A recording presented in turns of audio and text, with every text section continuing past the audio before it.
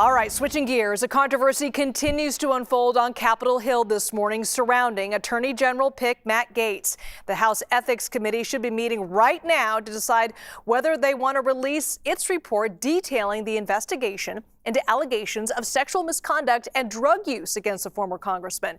Sources tell CBS News that 4 women testified to the alleged misconduct.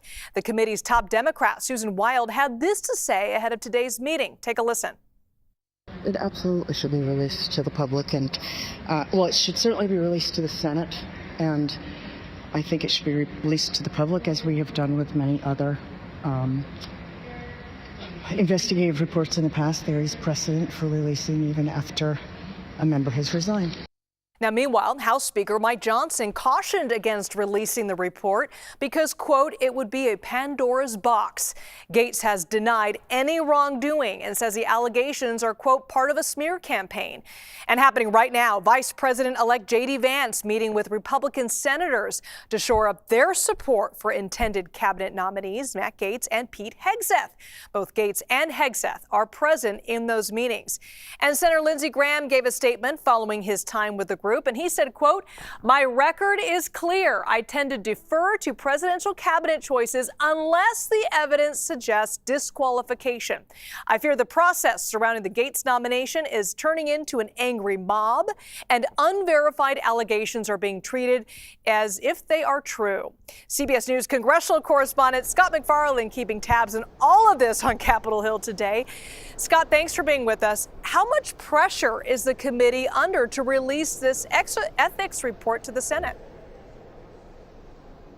It's under a lot of scrutiny, and we'll see how they carry that. But the House Ethics Committee always necessarily meets in private. This is a secret meeting behind closed doors, the results of which they could tell us, the results of which they may tell us nothing. So the pressure is difficult to measure because we can't find out what's happening behind closed doors.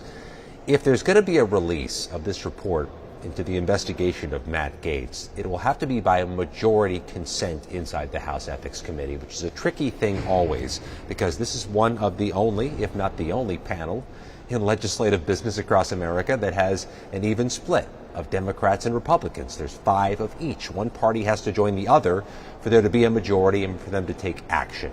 In this politically charged moment, on this politically charged issue, it's unclear if there'll be a majority to release this report. So what's pushing them against it? Well, Matt Gaetz is no longer a congressman. He's former Congressman Gaetz, which means this ethics committee loses its jurisdiction over him. And often in the past, as soon as somebody leaves the Congress, the ethics committee folds up its tent and shelves their investigation of said person. This is different. He's a likely nominee. He's a designee to be the Attorney General of the United States for the next president. There's pressure, I suppose, on this committee. We'll just find out whether it works or not. Yeah. And Scott, Vice President-elect J.D. Vance is on Capitol Hill today with Matt Gaetz and Pete Hegseth. The group plans to sit down with a number of Republican senators we know. They already met with Senator Lindsey Graham. What are you hearing about those meetings?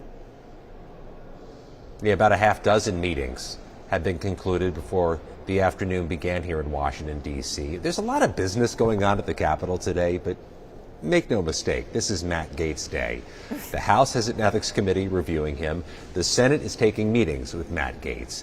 He so far has met with people I'd characterize as pretty ardent Trump allies, senators who often have President-elect Trump's back and may not be the softest when it comes to Matt Gaetz's nomination. Let's see as the week continues if he takes meetings with some of the senators who've been a little bit more outright with their concerns, forthright with their concerns. Senator Susan Collins today said she remains shocked that Matt Gaetz was picked. Susan Collins is a Republican, and they can afford to lose only 3 Republican votes and get Matt Gaetz through confirmation. This is going to be an impactful week, if not a pivotal one, for Matt Gaetz's future. And Scott, as you mentioned, there's a lot going on Capitol Hill today, and you continue to follow the crucial FEMA hearing also happening this week. What's the latest there? Oh, by the way, the Biden administration wants $100 billion for all the disaster victims across the country. From North Carolina, Virginia, Georgia, the hurricane victims, the wildfire victims, those impacted by issues earlier this year.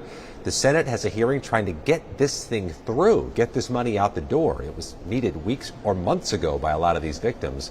But as it stands right now, the hearing today notwithstanding, December 20th is likely the date they have to have a deadline for, that a decision will be made by. They may have to wait a little bit longer for disaster relief across America. And they need it so desperately. All right, Scott MacFarlane, thank you so much.